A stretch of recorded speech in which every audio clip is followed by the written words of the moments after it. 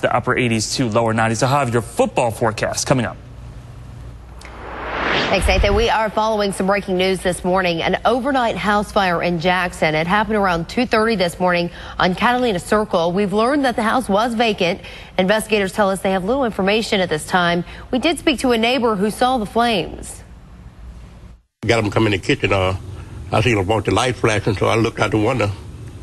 Fire truck was over there, so I didn't know. I see the house burning, but I don't really know what happened. Investigators say they will be out today checking out the scene to determine how that fire started. Developing overnight, authorities out looking for 2 suspects in Simpson County after police say a husband found his wife tied up and stabbed to death in their home. The victim, 64-year-old Naomi Durer, according to the sheriff's, Durer's husband, he got home in time to see 2 suspects running from the house.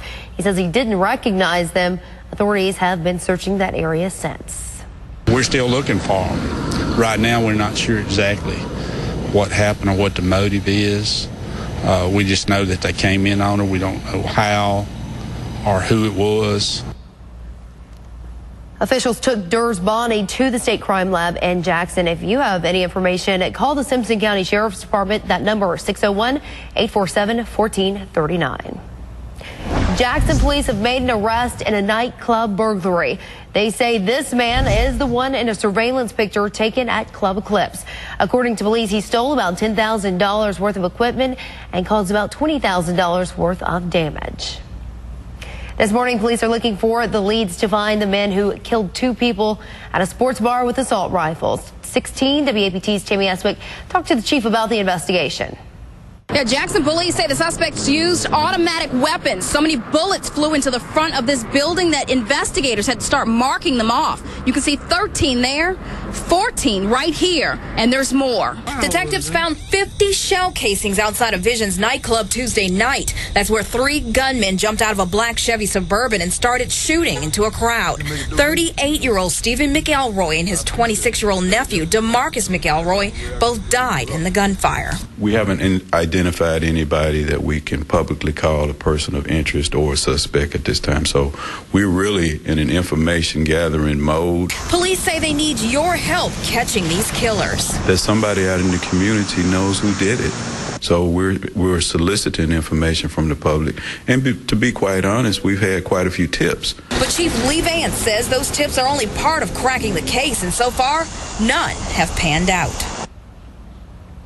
That was Tammy Eswick reporting. Meanwhile, police are still looking for an armed robbery gang terrorizing convenience stores around Jackson.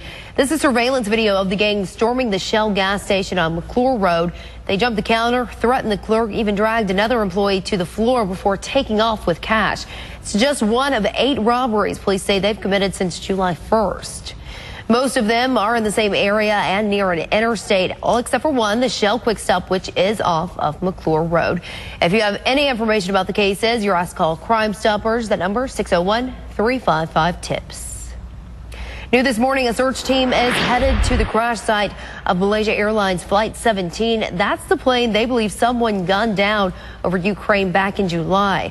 Malaysia's prime minister says he wants to gather evidence to prove that someone shot the plane carrying almost 300 passengers. The plane was flying over an area of Ukraine controlled by pro-Russia separatists. Officials stopped searches of the crash site last month due to fighting in that area.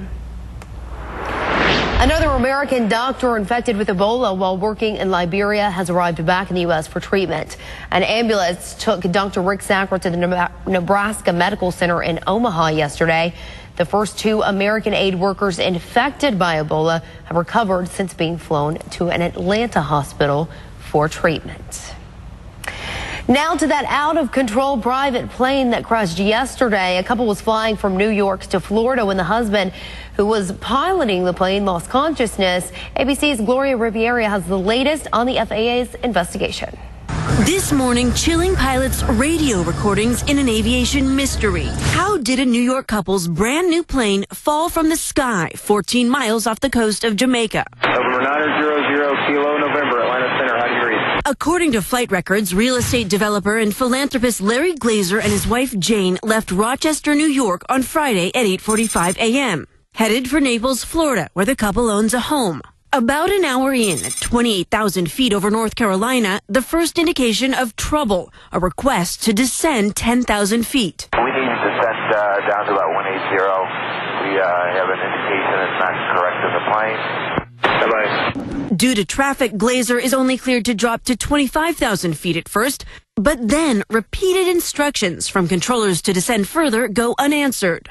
At 10:40 a.m., 2 fighter jets scramble, one pilot so close he describes the terrifying image of Glazer slumped over at the controls. You can see his chest rising and falling. Right before I left, it was the first time we could see that he was actively breathing. Breathing but unconscious. Then the windows icy, a sign the plane likely lost cabin pressure, depriving the couple of oxygen. That could lead to hypoxia, which impairs judgment, a possible explanation for why the experienced pilot did not declare an emergency. You can imagine the horror as they come up to the aircraft and they see that there's iced over within the cabin, and they know right then that this pilot has to wake up at some point in that descent. At 2:15 p.m., after 4 hours as a ghost plane, it crashes off the coast of Jamaica. This husband and wife team had flown countless times together as pilot and co-pilot on this type of aircraft. There is no black box, which of course makes it harder to look for clues. Gloria Riviera, ABC News, Washington. Back here at home today, family and friends will lay to rest State Senator Terry Brown. He died Thursday after a year-long battle with lung cancer. Brown served in the Senate since 2004 and was elected Senate President pro tem in 2012. The Republican from Columbus also served in the State House from 1988 to 2000. He was 64 years old. Commitment 2014 this morning. Chris McDaniel is appealing to the state Supreme Court. Last week, a judge ruled McDaniel filed his election challenge too late. Yesterday, his lawyers filed a notice that they intend to appeal that ruling. A 1959 Mississippi law says he had 20 days to challenge the results. McDaniel, he waited a month. All right, our time now is 8:08, and let's check in with Nathan Scott for an update on our forecast. If anyone is headed out to watch a ball game today. Well, Allie, if you have any plans to go to any college football games, be prepared to get wet. We will have a good chance of showers and thunderstorms firing up. Take a look at the forecast for Starkville. 86 around kickoff, which happens at 1 o'clock. It's going to be hot and humid, but watch out for those showers and thunderstorms popping up. And then if you're headed to Hattiesburg, where it's going to be Southern Miss and Alcorn taking on each other, we'll see a kickoff at 6 o'clock. Still a good chance of rain and thunder, and these are going to be slow.